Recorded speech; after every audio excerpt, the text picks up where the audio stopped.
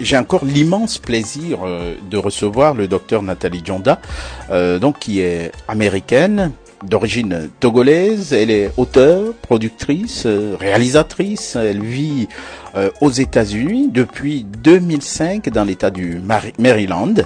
Et avant les États-Unis, elle est passée en France, à Dunkerque, à l'université de Littoral, où elle a obtenu le diplôme en médiation culturelle et communication. Elle a également eu sa licence et maîtrise en information et communication à l'université de Nanterre, en région parisienne. Donc elle vient de signer ce livre qui s'appelle Les Africains en Occident. Nous avons dans une première partie parlé des problèmes au niveau culturel. Alors aujourd'hui, on va aborder quelques autres problèmes concernant la religion. L'Africain en lui-même est profondément un homme religieux. Et on remarque que certains, quand ils quittent l'Afrique et ils viennent en Occident, on dirait que Dieu n'existe plus. Qu'est-ce qui s'est passé ou qu'est-ce qui se passe? Oui, c'est vrai que l'Africain, c'est un religieux. D'abord, je vous remercie de m'avoir invité sur ce plateau. Je ne peux pas commencer comme ça sans vous remercier. Vous m'avez donné une opportunité et j'espère que à travers cette interview, la vie de quelqu'un va changer et quelqu'un va se ressaisir, comprendre que s'il est en Occident aujourd'hui, c'est Dieu qui lui a ouvert la porte d'être là. Il y en a plusieurs en Afrique qui cherchent cette opportunité qu'ils n'ont pas eu. En fait, l'Africain, avant de voyager, c'est quoi? Il dort à l'église.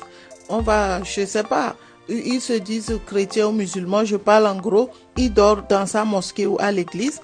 Il est là. Pour prier, quoi. Oui, pour prier, pour se demander la grâce de Dieu pour pouvoir voyager. Aussitôt qu'il voyage, il n'a plus le temps. Il est occupé. Il est venu chercher l'argent. En Afrique, il payait sa dîme. On lui dit, parce que la Bible dit, il faut payer sa 10e partie pour être béni. Il fait un effort, même s'il ne gagne presque rien, il donne ça dans l'intention d'être béni. Il va à l'église tous les jours.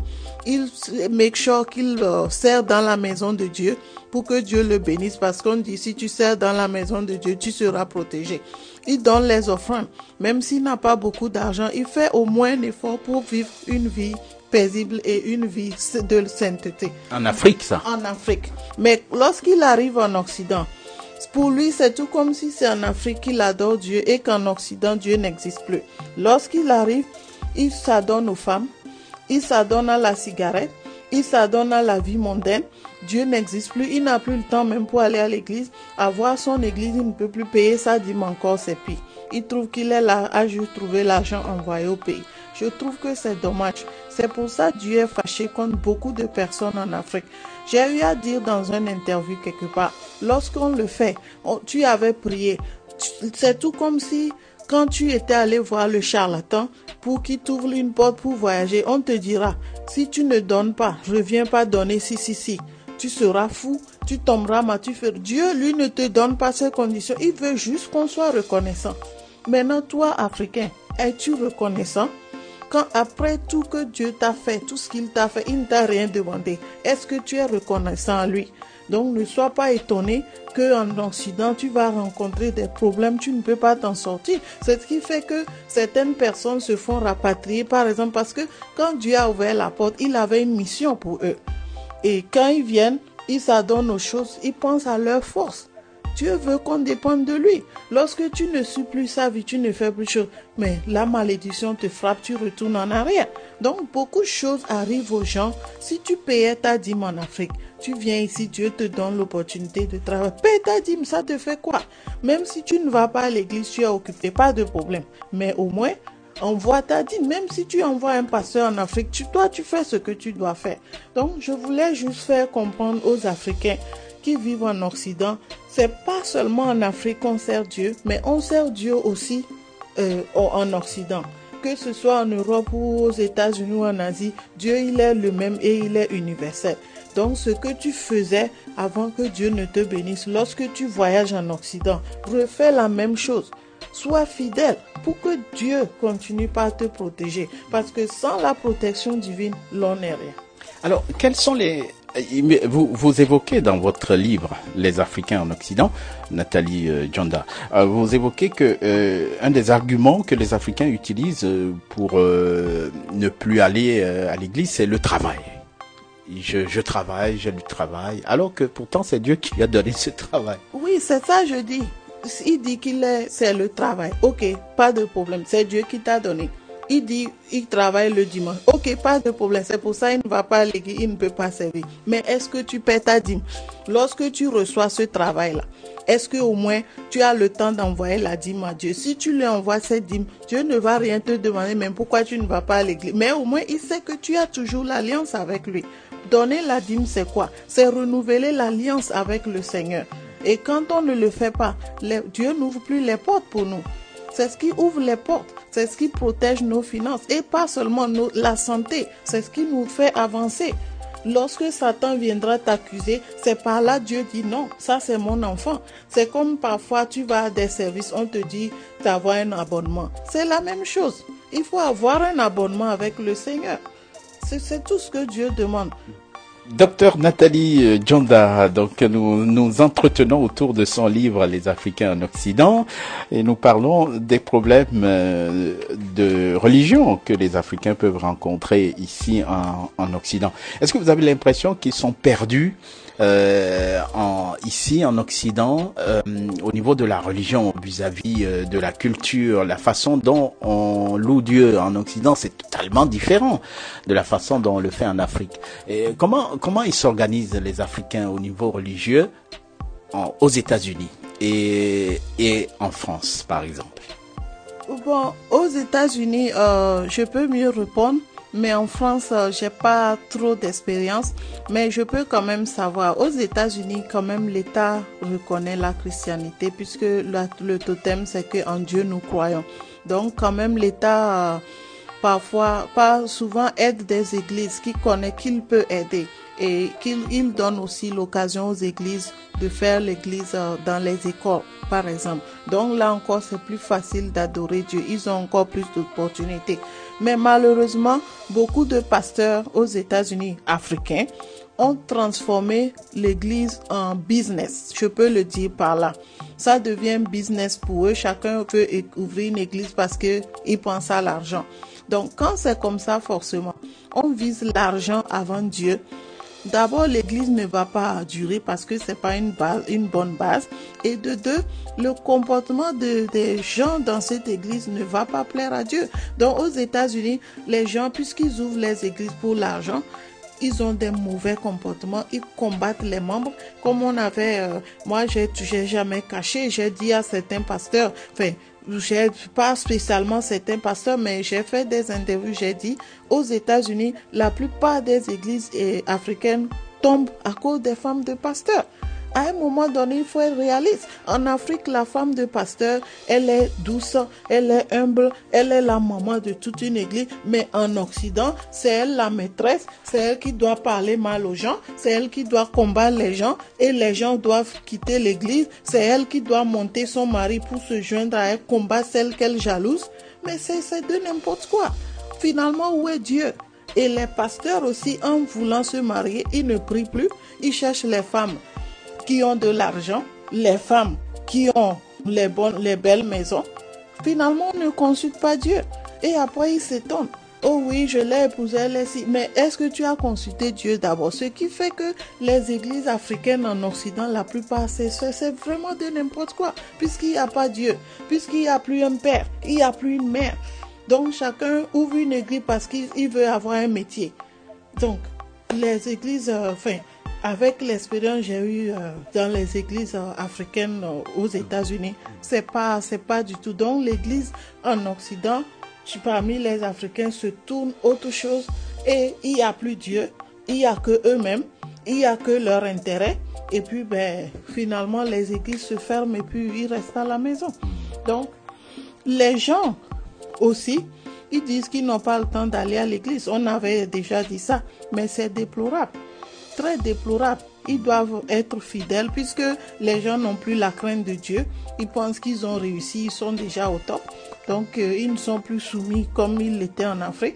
Et puis, la parole de Dieu, on le transforme autrement et puis on vit avec autrement. Au lieu de créer une église africaine toute seule, est-ce que ça ne devrait pas être une église intégrée à la culture américaine ou française? Oui, bah, souvent, puisque vous savez, c'est difficile pour certains de s'intégrer. On l'avait dit dans notre première interview. Donc, ils n'aiment pas s'intégrer. Ils veulent purement faire les églises comme s'ils étaient en Afrique. J'ai été invitée une fois dans une église ghanéenne où on parlait purement la chanté aux États-Unis. C'est la langue qu'on parle au Ghana. Au Ghana, la langue officielle du Ghana. Comment imaginer qu'un pasteur ouvre une église aux États-Unis où la première langue c'est l'anglais, la deuxième langue c'est l'espagnol, faire une église uniquement en Ashanti, pas de traduction, rien du tout. Donc il veut dire que dans son église, il n'y a que les Ashanti qui vont là-bas. C'est dommage. C'est vraiment dommage, mais ce jour-là, j'ai pas pu supporter. Je me suis levée, j'étais partie parce que pour moi, je perdais le temps. Cet exemple, il est frappant, et je pense que votre livre est un outil formidable pour aider nous les Africains qui sommes en Occident à pouvoir intégrer la culture qui nous accueille en fait, et non seulement dans la vie pratique, mais aussi au niveau de l'Église. L'Église doit en quelque sorte s'adapter à la culture dans laquelle elle est née ou où elle vit. Oui, oui, bah, vous savez, les Africains, déjà aux États-Unis, sachez qu'il y a deux types d'Africains. Il y a les Africains issus de l'esclavage et puis il y a les Africains qui sont directement venus d'Afrique qui n'étaient pas esclaves. Donc, souvent, il y a aussi ce conflit entre ces deux Africains-là. Parce que non seulement les autres sont un peu plus arrogants, ceux-ci se font les victimes. Donc, forcément, on trouve que oui, l'autre agit comme ça, alors si je me mets avec lui, je deviens comme lui. Donc, ça fait qu'il y a totalement une division. Donc, les Africains issus de l'esclavage font leur truc à part. Les Africains directement venus d'Afrique font leur truc à part. Et c'est difficile pour eux de se joindre et faire quelque chose. Et vous savez, quand on laisse les Africains venus directement d'Afrique entre eux, c'est de n'importe quoi. Et ils entraînent c'est n'importe quoi dans les églises. C'est vraiment dommage et c'est vraiment déplorable. En tout cas, je pense que ça suscite des sujets de prière, effectivement, pour aider les Africains qui sont en Occident pour qu'ils puissent réussir leur intégration sur tous les plans. Oui, en fait, mon objectif en écrivant le livre ou en parlant de ça, c'est pas que je veux parler de quelqu'un. En fait, il est temps que les gens se réveillent. Il est temps que quelqu'un en parle pour que quelqu'un prenne conscience. Parce que c'est un fait qui existe, personne ne veut en parler, alors que tout le monde en souffre. Moi, Dieu m'a guidé et je fais ce que Dieu m'a demandé. Donc, si quelqu'un... Vous savez, ça, j'ai envie de rire parce que beaucoup de personnes qui ont connu mon livre, après avoir lu, ils ont pris beaucoup de décisions. J'ai été contactée dans plusieurs États, des gens qui ont voulu me connaître, me faire chose, d'autres me donner témoignage. Vous savez quoi? Après avoir lu votre livre, j'ai décidé d'aller à l'école. Après avoir lu votre livre, j'ai décidé de me soumettre à Dieu. J'ai dit ça, c'est bien. Donc, l'objectif pour lequel Dieu m'a appelé à faire ce que je fais est en train d'être atteint. Donc, c'est ça. Après cette interview, j'espère que toi, Africain, qui est arrivé dans ce pays, en Occident, et tu vis seulement ta gloire, tes intérêts, et Dieu n'existe pas. J'espère qu'après tu prendras conscience que ce Dieu-là qui t'a élevé, c'est lui qui peut te rabaisser. Et que si tu sors hors de sa face, tu seras malheureux. En tout cas, merci beaucoup de nous avoir accordé encore ce petit moment, docteur Nathalie Djonda. Je rappelle que vous êtes américaine d'origine togolaise, vous êtes basée aux États-Unis, où vous travaillez en tant que productrice, auteure, réalisatrice également. Vous avez été conseillère aux affaires africaines auprès du président de région du comté de Montgomery, à Maryland. Vous avez également défendu les droits des Africains francophones vivant aux États-Unis, et vous continuez donc d'œuvrer en couvrant des événements chrétiens et autres, des événements qui touchent aux communautés africaines. Vous êtes vous-même chrétienne, née de nouveau, et merci de nous avoir accordé ce petit moment. Et je rappelle votre livre « Les Africains en Occident », donc du docteur Nathalie Djonda. Merci. Oui, merci de m'avoir invité. Donc, ce livre, il est partout sur le net. Ils peuvent l'acheter comme vous-même vous l'avez acheté. Donc sur Amazon, eBay, en Allemagne, en France, etc. Même en Australie, en Nouvelle-Zélande, ils peuvent acheter le livre. Il suffit qu'ils tapent mon nom, Dr Nathalie Djonda, ou bien qu'ils tapent www.africansindthewest.com et là, ils peuvent trouver le livre. Le livre est en français et en anglais. Donc, c'est pas cher, ils peuvent l'acheter. Merci beaucoup. Merci. Merci.